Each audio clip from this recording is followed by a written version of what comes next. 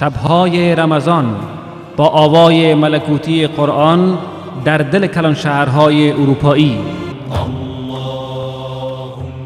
ضمن تبریک حلول ماه مبارک رمضان، بهار قرآن و نیایش، همگام با قاریان ممتاز بین المللی در دل کلان شهرهای اروپایی روح و روان خیش را با عطر دلافزای قرآن معطر می